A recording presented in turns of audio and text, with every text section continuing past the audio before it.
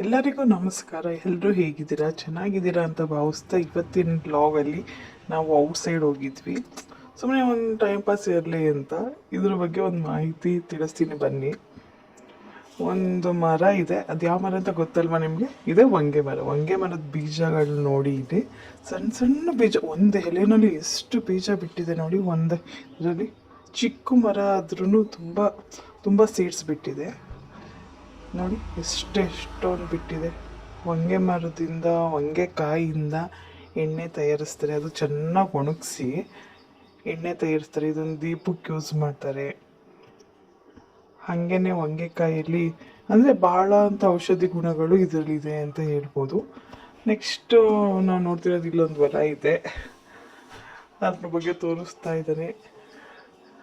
ಮಾಹಿತಿ ಏನು ಅಂತ ಹೇಳ್ತಾ ಇದ್ದಾರೆ, ಕೇಳಿ. ಹಂಗೆ ಪೂಜೆ ಮಾಡಬೇಕಿತ್ತು. ನಾಗರ ಪಂಚಮಿ ಇದರಿಂದ ಪೂಜೆ ಮಾಡಿಕೊಂಡು ದೇವ್ರಿಗೆ ಹಂಗೆ ನಮಸ್ಕಾರ ಮಾಡಿ ಊದ್ಗಡ್ಡಿ ಹಚ್ಚಿ ನಮಸ್ಕಾರ ಮಾಡ್ಕೊತಾ ಇದ್ದಾರೆ. ಏನಂತ ವರ ಕೇಳ್ಕೊತಾ ಇದ್ದಾನೆ. ಮತ್ತೆ ಮುಂದೆ ಹೋಗ್ತಾ ಹೋಗ್ತಾ ದೇವ್ರ ಫೋಟೋ ತೋರಿಸಿದ್ದೀನಿ. ಹಂಗೆ ಮಂಗಳಾರತಿ ಮಾಡ್ತಾ ನಾಗರ ಪಂಚಮಿ ಅನ್ನೋದು ಒಂದು ನಮ್ಮ ದೈವ ನಂಬಿಕೆ. ಹಾಗೆಯೇ ಪೂಜೆ ಮಾಡಿ ಆಯಿತು. ಪೂಜೆ ಮಾಡಿದ್ಮೇಲೆ ಎಲ್ಲರೂ ಪ್ರಸಾದ ನೈವೇದ್ಯ ತಗೊಂಡು ಸೀದಾ ನಾವು ಹೊರಟಿದ್ದೆ ಮನೆ ಕಡೆ ಹತ್ರ. ಇವನು ಫುಲ್ಲು ದೇವಸ್ಥಾನ ಫುಲ್ಲು ಸುತ್ತುತ್ತಾ ಇದ್ದಾನೆ. ಮತ್ತೆ ಪೂಜೆ ಮಾಡೋಕ್ಕೆ ಹೋಗಿದ್ದಾರೆ.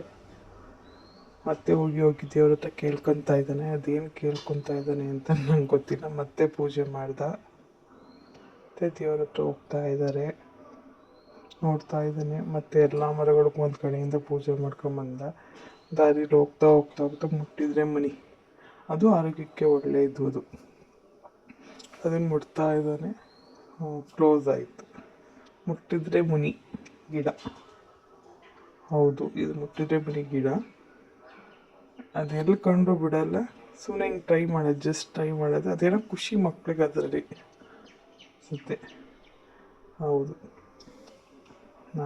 ಎಲ್ಲ ಥರ ಸಸಿಗಳು ಇದ್ದಾವೆ.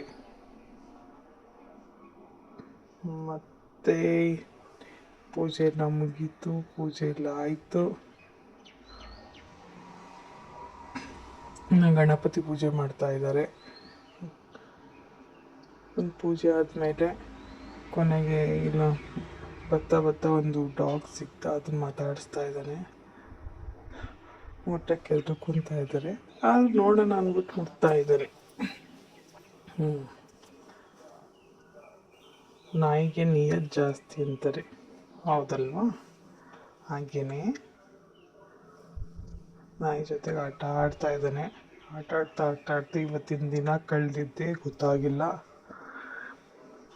ಹೌದು, ಹೀಗೆ ನೋಡ್ತಾ ಇರಿ. ಶೇರ್ ಮಾಡಿ, ಲೈಕ್ ಮಾಡಿ, ಕಮೆಂಟ್ ಮಾಡಿ. Thank you.